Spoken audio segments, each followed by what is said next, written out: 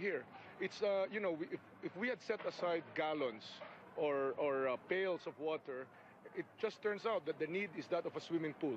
So what was a garden hose is now a fire truck's hose, and we're doubling this every day, and this should now accelerate as days goes by. So obviously you couldn't handle the initial response, but even today, we are now in our 6th day. Right. We are at the airport. We're at the staging post for relief supplies. That's correct. Supplies. I get asked for water. My crew gets asked for water every day, right. Several times a day. If you can't supply water here, there is no water supply. I mean, there is no municipal. But wasn't that your? No. There is no municipal water supply. All the water that is available are in bottles that are brought in. This is brought to the warehouse of the Social Welfare Department, from which it now goes to all the communities in the interior. What you see here is multiplied 1,000 times by all the other localities inside. Is the situation under control? Yes, I would say that it is. So you are saying that the relief efforts are now working as effectively, as efficiently as they could be? You know, Andrew, nothing is fast enough in a situation like this. The point is, everything that we have, if this was a gun, all bullets are being deployed. If this was a fire hose, all hoses are being deployed. And slowly, as we are clearing the streets, we are able to reach the people in the interior. Imagine a situation where from zero, no power, light, water, communication, nothing, you have to build the social infrastructure as well as the physical infrastructure for 275,000 But it's the immediate response, surely, that you knew the storm was coming. We all knew the storm was coming. That's right. We knew it was going to be perhaps one of the most intense storms we've ever seen. Yes. The President said on the day before the storm arrived that Manila stood by, ready to support everyone. From my view, I would say that did not happen quickly enough. Well, as I said, nothing is fast enough in a situation like this. In our doctrine or in our framework, the local government unit is the first responder. The national government is supposed to come in on day 2 and day 3 to be able to support that. What happened is that the local government unit, not just here in Tacloban, but the entire, many of the communities in Leyte, basically was literally swept away. So there was no...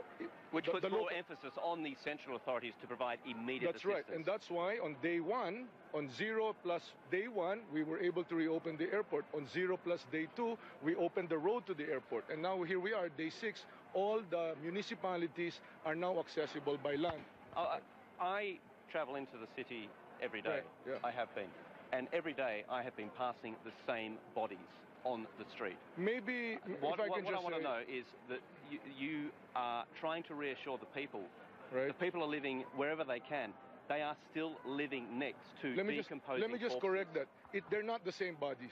Because every day we pick up the bodies. I myself led a cadaver recovery team yesterday and the day before. With respect, I see the same ones. Well, they may look like they're the same because they're in the same looking body bags. The point is, what's happening is as we pick up along the main road, all of the bodies in the interior are then brought out. So then the next team, there's 2 rounds every day, the next team then goes and picks it up. Last night, after I left here, the airport, around 11 or midnight, as I was going out, there was another batch of bodies which are now being picked up again by the same cadaver recovery team. When will the streets be clear? When will the stench of death actually stop being apparent in the city next to the major staging post? There are still what I can say about 20 or 30 bodies just nearby. Well, you know, Andrew, let me give you our situation. Right now we have 20 trucks operating. 20, the totality of 20. We split that in half. One half of that is in food delivery. One half of that is in clearing the streets, and a quarter, meaning one half of that one half, is in cadaver recovery. That's what we have. By tonight, another 10 trucks are supposed to arrive, and then after that, that which was organized by the private sector is also going to come and help us. So every asset, moving asset, physical asset that is being brought here, gensets, etc., are being deployed as fast as we can to where it's needed, and that's all that we can do. What is the death toll now, and what do you expect it to be, having been a part of this devastation? It's going to be horrific, Andrew. The actual number that's reported by the Office of Civil Defense as of last night is 1,688. But I think that's understated, because there are still many towns that have not sent in complete reports, and out of the 40 towns of Leyte, for example, only 20 have been contacted. So there's another 20 towns with no communication. Now that the roads are open... How many people are we talking about there? 20 towns. Of roughly how many? Hundreds of thousands of people? The entire Leyte, the population of the entire Leyte province is about 1.5 million. About 300,000 to 400,000 of that is in Tacloban, the big city, including Palo. The rest of it is spread out on the other areas. Okay, so horrific. It's going to be a high death toll. I don't want to go into just throwing out numbers. It's going to be high, but what I can do, and I want to take this opportunity and ask help from the rest of the world. We appreciate all the help that has come in, but what we need right now are medicines for community-borne diseases like leptospirosis, anti-typhoid medicine, anti-tetanus medicine, and that sort of thing. We don't need so much doctors, although we appreciate all the doctors and nurses that have come here, but we have the medical personnel. It's the supplies, the bandages, the trauma kits, hygiene kits, tents, all of the homes. You can see all for kilometers down the coast, every home for 1.5 kilometers deep from the coast have just been swept away. So we're going to need tents, we're going to need gensets to be able to power up the government offices, the hospitals, the water pumping stations. That's the kind of stuff that we need. Are you saying the international community has not responded as generously as it No, I needs mean, to? we're very, very grateful for all the help that has come in. There's even countries that normally don't respond that we don't see, like Canada or Israel, and the others are here, and we appreciate that very much. All I'm trying to do is, if you're going to send help, I'm trying to match the help that's coming in with what I see on the ground is the need. Let me tell you a story I heard yesterday from the mayor of this city. He said that we ordered and asked for 700 body bags from the central authorities in Manila. They were evidently dispatched from Manila. They never turned up here. No one knows where they are. My question to you is there an effective chain of command here? Is there a coordination?